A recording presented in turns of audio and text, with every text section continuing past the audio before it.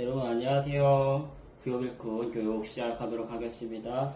오늘 말씀은 느헤미야서 12장 22절에서 30절 말씀 같이 보겠습니다. 구약 성경 746면 전후에 있습니다. 이 느헤미야서 12장 22절에서 30절까지 22절에서 30절까지 우리 같이 합독하도록 하겠습니다.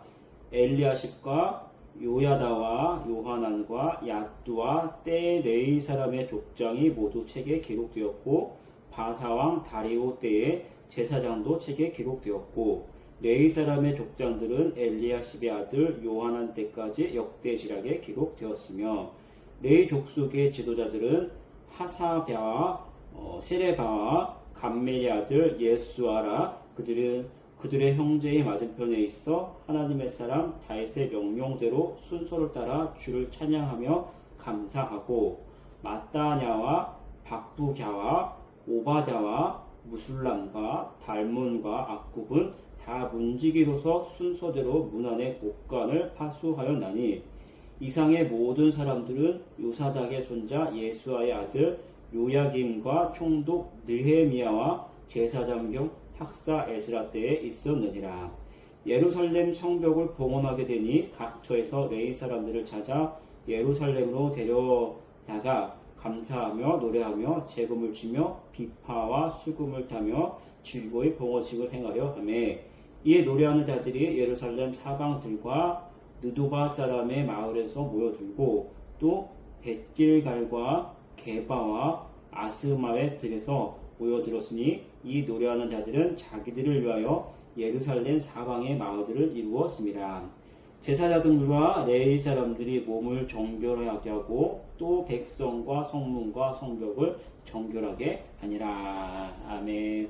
오늘 말씀은 이제 느헤미야가 예루살렘 성벽 공사를 다 이제 끝난 후에 그 사람들이 각기 각 촌으로 이제 흩어지는 장면 또 이제 그 명단들을 기록을 하고 있죠.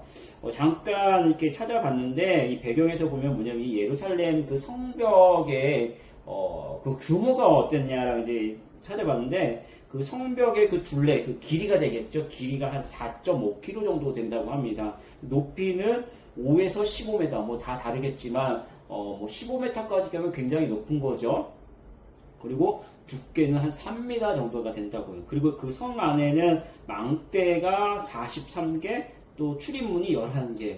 당시에 그 예루살렘 성 안에서 살던 사람들이 솔로몬 때는 한 5,000명 정도 됐는데 이때는 좀 주니까 한 4,500명 정도 됐을 거다. 이제 그 4,500명 정도가 예루살렘 그 성 안에서 거주했을 것이다 라고 이제 추정을 합니다.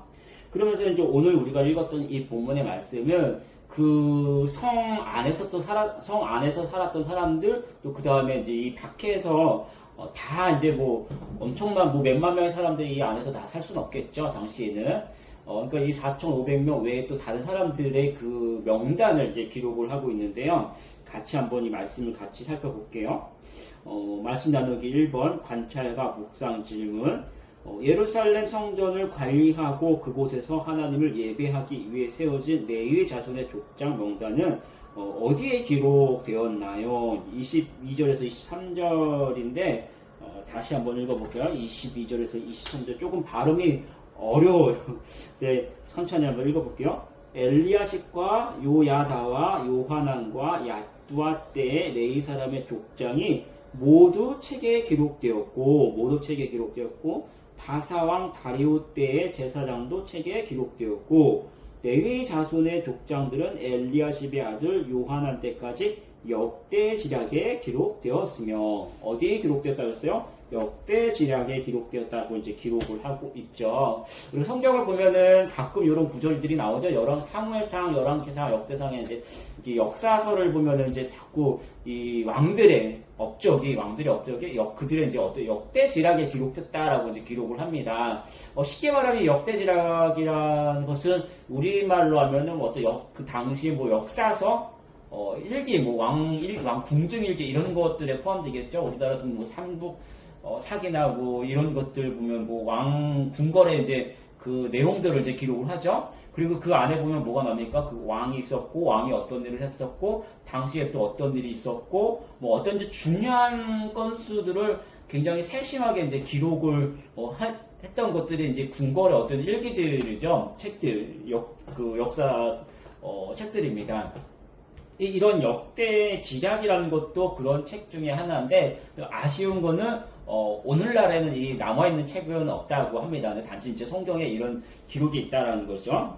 근데 오늘 말씀에 보면은 중요한 건 뭐냐면 하나님을 예배하기 위해 세워진 레위 자손의 족장이 바로 이 역대 지략에 기록되었다라는 그 사실입니다. 뭘까요? 사실 이 나라의 역사서에 내 이름이 기록됐다는 거 굉장히 영광스럽잖아요. 영광스러울 뿐만 아니라 나라에서 기록을 했다는 것은 보존 가치, 그러니까 반드시 후대에서 알아야 한다라는 그런 중요한 사업에 내 이름이 있다라는 거예요. 이 내의 사람들은 단순히 많은 사람 중에 한 명, 그것이 아니라 이 하나님 나라가 새롭게 세워질 때 이런 레위 사람들이 있었고, 특별히 이제 이 족장을 기록했다는 건 족장 한 명만 기록된 게 아니라 그 가문이 다 같이 여기 이제 기록됐다는 거예요. 그만큼 이 레위 공동체 모두가 하나님의 사역에 앞장섰다라는 거, 굉장히 영광스러운 그런 모습을 우리가 이제 알 수 있습니다. 적용과 나눈 질문 같이 이어서 볼게요. 하나님을 예배하는 나의 모습이 모두 기록된다면, 여러분의 모습이 모두 기록된다면 어떨 것 같아요? 어떤 점을 바로잡고 새롭게 해야 할까요? 여러분, 우리가 살면서 참 영광스러운 때도 있지만 또 부끄러울 때도 있겠죠? 특별히 우리 신앙의 모습도 내가 막 되게 잘한 모습도 있지만 또 못한 모습도 있고 부끄러운 모습도 있는데, 그러면 여러분들은 어떻게 나의 또 부족한 모습들, 부끄러운 모습들은 조금 수정해서 이제 또 고쳐서 더 이제 영광스러운 모습으로 이제 남겨놓을 필요가 있겠죠? 느헤미야 같은 경우 어떻습니까? 오늘은 지금 이제 성벽을 다 마치고 공사를 다 마치고 하나님 앞에 봉헌하는 그 예배 가운데 있는데, 그 전까지 느헤미야의 역사들을 보면 어때요? 수산궁, 저 멀리 수산궁에 있을 때 예루살렘 성벽이 다 무너졌다라는 그 소식을 듣고 굉장히 슬퍼하면서 또 금식하고, 그 금식의 끝에 결국 하나님 응답해 주셔서 이 예루살렘까지 먼 길을 또 찾아왔죠. 찾아와서 성벽을 다 이제 공사를 마치고, 오늘 이제 봉헌 예배를 드리면서 그들이 이제 먼저 우리가 느헤미야 말씀을 보면서 계속 살펴봤죠. 어떤 일들이 했어요? 먼저는 그 조상들의 오래전에 그 조상들의 죄와 또 그 조상들의 죄를 나의 죄를 또 끌어안고 우리의 죄를 용서하옵소서 하고 자복하며 회개했던 그 모습들, 또 그 다음에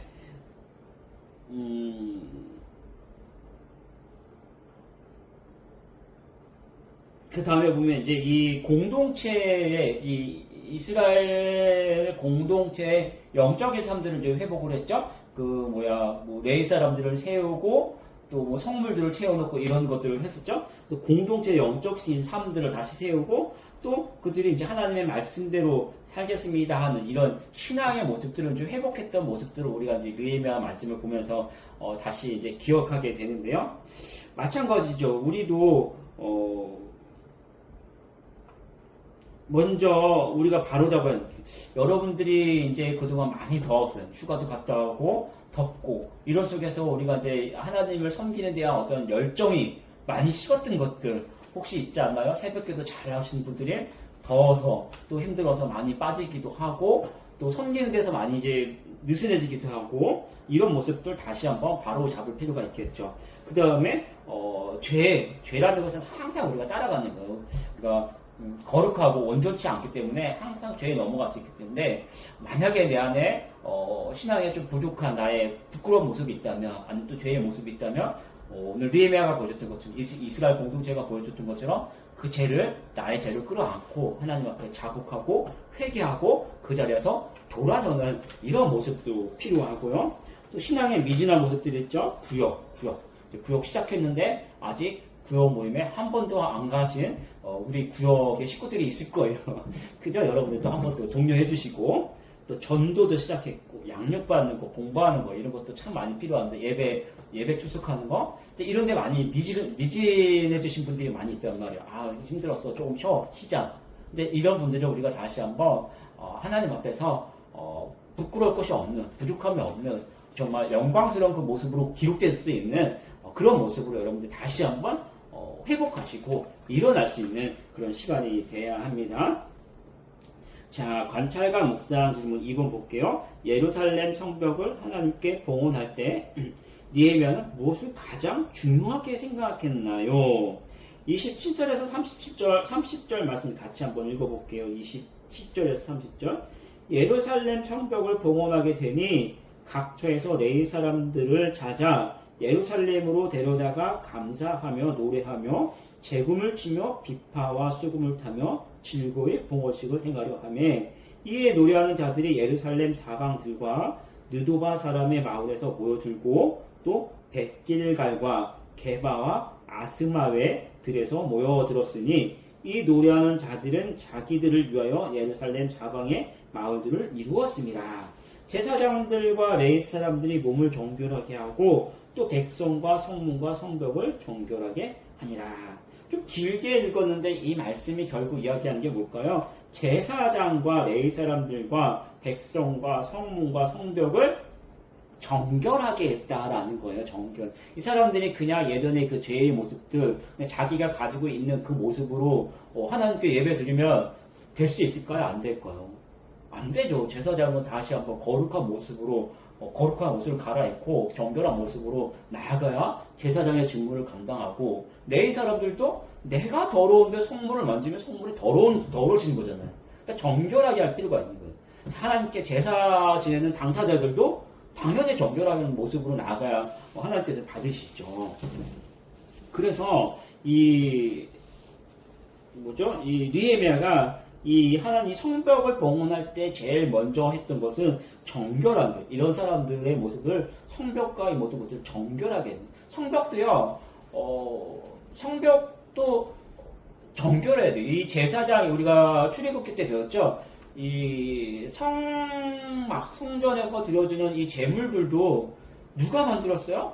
사람이 만들었는데 그 사람이 죄가 있는 사람의 손으로 만들었기 때문에 그건 역시 그대로 두면 부정한 거예요. 그죠? 그렇기 때문에 다시 한번 정결 의식을 통해서 정결하게 되어야 이게 성물로 사용될 수 있는 거예요. 그러니까 이런 성벽이나 이런 모든 것들도 이 봉헌 예식에 있어서 느헤미야가 제일 중요한 것들은 모든 것을 정결하게 해야 된다. 이것을 가장 중요하게 여겼습니다.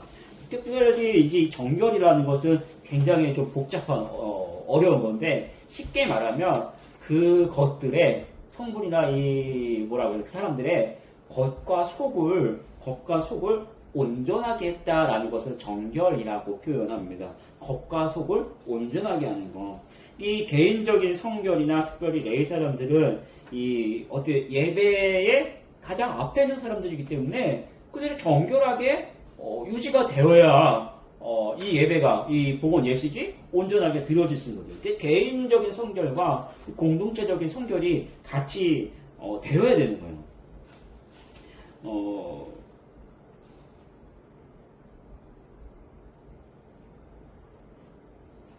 그런 것들. 자, 적용과 나눈 질문 2번 같이 보겠습니다. 마음을 정결하게 하고 거룩한 삶을 살아가기 위해 내가 할 수 있는 것은 무엇인지 나누어 보세요. 그러니까 하나님 앞에 들어질 때 먼저 느헤미야가 가장 중요하게 여겼던 거, 이 개인적인 성결, 또 공동체적인 성결을 중요하게 여겼대요. 그 성결이 정결이 되어야 연락받는다고 했잖아요. 그러니까 우리도 하나님 앞에 아름다운 삶을 드려질 때, 아름다운 예배를 드리고 우리 삶 하나님 앞에 드려질 때 제일 중요한 건 뭐예요? 여러분 안에 있는 이 삶의 정결한 모습을 유지를 해야 되는 거예요. 회복을 해야 되는 거예요. 죄의 모습들을 내버리고 다시 한번 회개하고 또 하나님 앞에 항상 경건하고 거룩한 삶을 살려고 하는 그런 모습이 하나님 앞에 가장 아름다운 모습으로 올라갈 수 있는 거죠. 어떤 게 있을까요? 그래서 이 말씀을 제가 이렇게 보면서 보니까 가장 중요한 건 다시 한번 여러분 안에 있는 하나님을 사랑하는 마음, 내가 하나님을 사랑하고 하나님을 경외해야겠다, 예배해야겠다라는 그러한 마음이 제일 중요한 것이고, 또 하나님과의 어떤 이제 깊은 교제가 여러분 안에서 갈급해야 돼요. 아시죠? 여러분은 아실 거예요. 근데 우리 구역의 식구들은 참 거기서 많이 부족해. 우리는 기도 안 하고 말씀 안 보면 그러고 놀러 다니면 처음에 좋은 거 같을 때 어때요? 나중에 영적으로 삐쩍 말고 내 안에 갈급함 느끼잖아요. 내가 말씀 안 보니까 기도 안 하니까 이렇게 살 수밖에 없구나. 그 영적인 갈급함 있잖아요. 그러니까 하나님과 더 깊은 교제하고 싶고 나아가고 싶고 만나고 싶고 이런 하나님 사랑하는 마음 또 이런 은혜에 대한 어떤 갈급함 이런 것들 또 어떨 때는 정말 하나님을 생각만 해도 막 감사하고 기쁨이 막 터져 나오기도 하고 또 막 눈물을 흘리면서 기도하기도 하고 이런 기쁨과 감사 또 찬양의 고백 이런 것들이 우리 안에서 여러분 안에 다시 한번 회복돼야 되는 거예요. 그게 진정한 예배의 시작이고 공동체의 가장 중요한 모습이겠죠. 여기서 또 한 가지 이야기하는 것은 큐티입니다. 큐티. 다시 한번 우리가 이제 새벽 말씀을 목사님들이 생명의 삶을 통해서 이제 새벽 말씀을 전하고 있는데 우리 구역 공과도 이 생명의 삶을 통해서 이제 지금 진행되고 있는 거죠. 그런 건데 우리 큐티라는 건 뭘까요? 매일매일 뭐 많은 분량이 아니라 바로 여러분 직장에서 아니면 여러분 있는 뭐 집에서 아니면 뭐 안방에서 저 부엌의 식탁에서 잠깐 찬양 한 잔 하고 잠깐 여러분 스스로 기도하고 말씀 잠깐 이렇게 몇 절 이렇게 보면서 말씀 속에서 매일매일 여러분에게 향하신 하나님의 말씀을 조금 묵상하고 먹으면서 이 말씀 속에서 내가 이런 것들이 부족했구나라는 것들을 조금씩 하루에 하나씩 캐치하는 거죠. 그러면서 여러분이 주일에 교회 나왔을 때 우리가 목사님 설교 통해서 말씀 듣지만 여러분의 삶의 터전에서 그렇게 말씀으로 조금씩 나갈 때요 정말 여러분 영적으로 살찌는 거예요. 이 큐티라는 건 그래서 중요한 거예요. 그래서 다시 한번 큐티도 여기서 이야기하는 거죠. 큐티 통해서 그냥 주일날 부흥회 때 와갖고 뜨겁게 막 그냥 찬양 엄청 하고 막 기도 뜨겁게 하고 말씀 막 맨날 듣고 또 중요한데 여러분 삶의 터전에서 매일매일 말씀 먹고 기도하고 조용히 하나님 앞에 나아갈 때 하나님께서 여러분 그 시간 통해서 여러분에게 하루를 인도해 주시고 하루에 대한 말씀을 주셔. 저도 이제 간증 많이 하는데 저는 중학교 1학년 때 예수님 믿었고 모태신앙일 때 그때 예수님 영접했고 그때부터 매일매일 하루에 5장 6장 뭐 아침에 일어나면 읽고 학교 가기 전에 읽고 학교에서도 읽고 이제 자기 전에도 읽고 했는데 1년에 1장씩은 했어요. 근데 매일매일 학교 가기 전에 하루에 한 장 읽었던 그 말씀 속에서 매일매일 하나님께서 정말 그때 중요한 그 말씀들은 다 그 시간에 주시는 거예요. 그 말씀을 통해서 누구의 말씀이에요? 제가 목사님.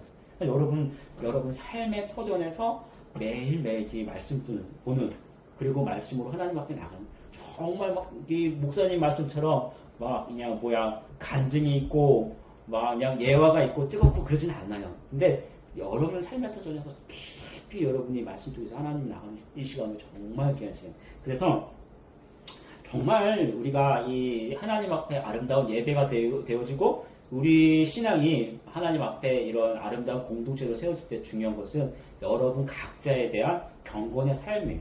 여러분이 항상 하나님 사랑하고 말씀에 대해서 은혜를 사모하고 또 특별히 이제 여러분 각자의 삶의 터전에서 매일 다시 한번 말씀으로 나가는 시간 가지세요. 그래서 생명의 삶 요번 주에 판매합니다. 요번 주에 구입하셨으면 구입하시고 나 모르겠다 이제 강요하지는 않습니다. 하지만 여러분 통독이라도 좀 하세요. 성경에서 좀 보시면서 하루에 한 장이라도 보시면서 성경 통독을 좀 체크 좀 하시면서 말씀을 묵상하세요. 그 말씀 통해서 하나님께서는 매일 여러분에게 은혜 주실 줄 믿습니다. 그래서 항상 경건한 모습으로 우리 하나님 앞에 나아가는 우리 구역 일꾼들, 우리 구역 모든 식구들 되기를 축복합니다. 감사합니다.